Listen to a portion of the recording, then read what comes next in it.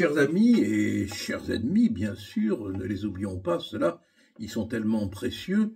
Bienvenue dans Quelle semaine? À longueur de journée, je rencontre ici et là, dans des cafés, dans des taxis, dans des trains, enfin, partout, quoi, des gens qui me disent « Mais en France, on marche sur la tête ». Oui, et c'est vrai, on marche sur la tête, mais je leur réponds, le problème c'est que on n'a plus de tête. On n'a plus de tête. Parce que si on avait quelque part une tête, on ne vivrait pas ce qu'on est en train de vivre. Je fais un petit récapitulatif.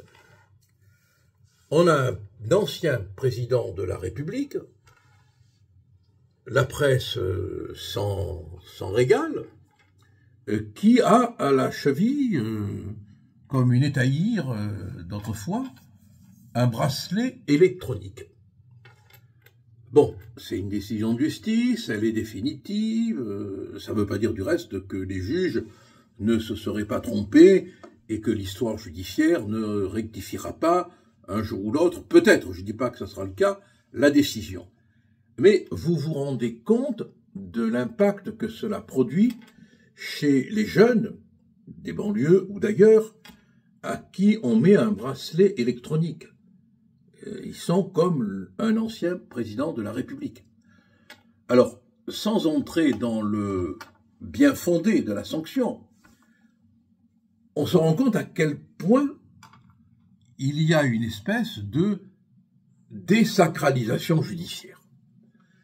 Et il faudrait quand même qu'on essaye un jour ou l'autre d'y réfléchir. Le jeune à qui le tribunal correctionnel impose, le jeune ou le moins jeune du reste, même fait chez les jeunes, ça a un impact beaucoup plus fort, un bracelet électronique, il se dit tiens, merde, je suis comme Sarko, tiens, j'ai un bracelet électronique comme l'ancien président de la République. Voilà. Bon, moi je vous dis ça simplement pour vous montrer, d'un point de vue sociologique, dans quel état est l'image d'une certaine répression. À côté de ça, on a Robert Ménard qui a refusé de procéder au mariage d'un individu qui était frappé par une obligation de quitter le territoire. Normalement, cet individu n'aurait pas dû être là, dans un pays où il y a une tête qui ne marche pas sur la tête. Mais l'individu était là. Ménard, considérant que le futur marié n'aurait pas dû être là, ne l'a pas marié. Du reste, le futur marié a été expulsé, semble-t-il. Ménard est poursuivi devant le tribunal pour ne pas avoir célébré le mariage. Non mais dans quel pays on peut voir ça? Je veux dire que dans une pièce de Jarry, on pourrait à la rigueur, au service du théâtre de l'absurde, le comprendre. Mais dans la réalité, voir un maire qui est, entre parenthèses, officier de police judiciaire, poursuivi parce qu'il n'a pas voulu célébrer le mariage d'un individu qui, au nom de la loi, n'aurait pas dû se trouver là, mais qui s'y trouvait, c'est un comble. C'est un comble. Mais l'absurdité ne s'arrête pas là. On en a d'autres. La crèche de Beaucaire. Pour avoir installé sa crèche, malgré la décision du tribunal administratif toujours, la mairie est condamnée, c'est-à-dire que les contribuables sont condamnés à payer 120 000 €. Bon, c'est quand même incroyable que le fait d'installer une crèche dans un pays où la tradition judéo-chrétienne remonte avant même Clovis, c'est-à-dire avant même le 5e siècle, est à ce point punissable. Et Boualem, ami Boualem Mneux, ami pas de tout le monde, lui, il est condamné 6 fois, dont 2 fois pour trafic de stupéfiants, rien que ça. il est condamné en tout à 11 ans et 11 mois de prison. Retailleau, Taillot, décide évidemment de l'expulser et il a raison. Eh bien, non seulement l'Algérie nous fait un bras d'honneur en nous le renvoyant, mais le tribunal administratif considère que la décision prise à l'encontre de Boualem N est absolument illégale et le ministère de l'Intérieur est condamné et il faut en plus passer par l'humiliation, oui je dis bien l'humiliation, de lui servir 1200 € en prime de dommages et intérêts, alors que cet homme a proféré des menaces explicites appelant à tuer et à faire souffrir un opposant au régime algérien. Et pendant ce temps-là, Boualem Sansal, qui n'a rien à voir évidemment avec Ami Boualem ou Boualemne, est toujours, malgré son âge, en prison. Bon, on a vraiment le sentiment qu'on se fout complètement de nous. Et pour se montrer à quel point on se fout complètement de nous, dans une émission qui s'appelle « C'est à vous », mais qui n'est certainement pas à nous, on voit un humoriste qui s'appelle Merwan dans une tenue de salafiste. Bon, et quand on cherche sur son compte Twitter, quand on fait des recherches sur ce qu'il a pu dire, on trouve qu'il a tenu des propos extrémistes, salafistes. Le Messie tuera juifs et chrétiens. Quelque part, peut-on lire. Alors, bien sûr, il ne sera plus sur la chaîne de télévision du service public, mais il continuera quand même à aller faire son humour détestable sur France Inter. Voilà l'état général qui fait, je pourrais citer de nombreux autres exemples, qui fait qu'on se dit qu'on marche sur la tête. On pourrait pendant des heures et des heures citer des exemples qui nous rendent tous complètement exaspérés à longueur de journée. Bon, quand on apprend qu'un détenu s'est évadé en allant acheter un croissant dans une boulangerie à la faveur d'une sortie sportive encadrée. Oui, autrefois on disait qu'on apportait des oranges, maintenant les détenus vont chercher des croissants. Bon.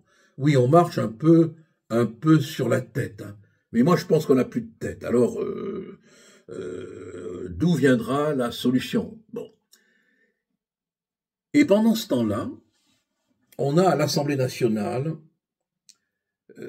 une espèce de théâtre burlesque, animé par une compagnie unique, qui se recrute, à mon avis, à la lisière de la pathologie, chez les Insoumis. On a vu notamment des scènes incroyables, quoi. Delogu qui a pris la parole récemment. Bon, il faut un interprète, bon, c'est malheureux, mais il faut un interprète pour le comprendre, quoi, parce que sinon, on ne comprend pas ce qu'il veut dire. Alors, au point où on en est de ce cataclysme, qu'est-ce qu'on peut dire? Moi, quand les amis me disent « tu penses que c'est foutu », j'ose pas leur dire que je pense que c'est foutu. Parce que, en même temps, je le pense et je ne veux pas le penser. Vous comprenez? Je me dis qu'un pays comme le nôtre, qui a connu tant de déboires, tant de vicissitudes, et qui s'en est finalement sorti, ne peut pas se laisser engloutir par les horreurs de ce temps. C'est vrai qu'on n'a jamais été confronté à l'absurdité, cette arme redoutable, mortelle de l'absurdité. On est en train de s'interroger sur, et c'est Retailleau qui, dans le journal du dimanche, a lancé l'idée, il n'est pas le premier, on l'a fait bien avant lui, mais enfin maintenant c'est le moment climatérique, comme disent les spécialistes, c'est le bon moment. On est en train de se demander s'il ne faudrait pas appliquer le droit du sang. Alors attention, Le terme n'est pas sanguinaire, rassurez-vous. Belles âmes, on n'est pas dans la tauromachie. Non, il s'agit simplement de dire que pour être français, il suffit pas d'atterrir en France, d'y être. Pour être français, il faut être issu de parents français. Moi, je suis pour le droit du sang, bon, qui est le droit de la parenté, qui est le droit de la nationalité. Déjà, il faut l'appliquer à Mayotte, mais il faut l'étendre à tout le territoire. Et s'il le faut, si on en a besoin, il faut ne pas avoir peur de recourir au référendum. Mais on en a peur, alors que De Gaulle nous avait bien dit que c'est l'essence même de la démocratie. Il avait déclaré que dans la démocratie, c'est le peuple qui décide. Or, aujourd'hui, dans ce monde absurde, le peuple, il ne décide plus. Tout a été organisé systématiquement pour que tout un processus de cooptation presque associative, sous couvert parfois d'ONG, prennent, parce qu'elles sont financées, on commence à le voir maintenant, le contrôle du pouvoir, et se sont substitués aux instances habituelles de décision, des rouages associatifs qui contrôlent tout, et qui, sous couvert de bonnes intentions, sous couvert de grandes idées, en définitive, nous parquent, nous enferment dans un parquage idéologique, toujours orienté dans le même sens. À la fin, le peuple n'a plus le droit à la parole. Le peuple est exclu. Et il faut qu'il arrive progressivement à reprendre le contrôle. C'est un peu l'air de rien ce qui se produit aux États-Unis, où avec Musk et les contrôles qu'il exerce sur la gabegie administrative, on se rend compte que beaucoup d'argent serait utilisé à des fins complètement détournées. Mais c'est la même chose en France. Et tant qu'on ne fera pas en sorte d'exercer un contrôle catégorique, systématique, sur les mannes financières qui vont vers toutes ces associations, toutes ces organisations, on ne coupera pas les mécanismes redoutables d'un système qui exclut le citoyen et dans lequel il n'y a pas de contre-pouvoir. Regardez autour de vous. Où sont les contre-pouvoirs? Il n'en existe pas. Et la justice qui pourrait l'être se trouve malheureusement parfois prisonnière des lois elles-mêmes qui empêchent l'exercice des contre-pouvoirs. Alors on va entrer dans une période de turbulence, dans une période qui est déjà vachement inquiétante et qui va s'aggraver. Sur le fond de tout ça, il y a une violence inouïe, incroyable, effrayante. Des policiers du raid là, qui pourchassaient, qui surveillaient même des trafiquants qui faisaient le commerce illicite de migrants, se sont fait tirer dessus. Heureusement, ils ont riposté, ils avaient l'armement pour le faire. Bon, un peu partout, on s'inquiète sur la mainmise du narcotrafic. Et on voit qu'il y a une espèce de saturation de la violence. On ne supporte plus aucune forme de violence. On ne supporte plus aucune forme de violence. Il y aura un jour le crime de trop qui provoquera l'explosion de cette saturation. Parce que la France est à bout. Et elle bout en même temps. Mes amis, j'espère que nous aurons le temps de commenter des événements plus heureux, mais la réalité, elle est telle que je vous le dis. Et il faut espérer que nous aurons un jour ou l'autre la solution par un homme, par une femme ou par les événements. En attendant, à la semaine prochaine et tenez bon et merci d'être si nombreux et de nous rejoindre pour qu'on forme une grande équipe de récalcitrants. Allez, à la semaine prochaine.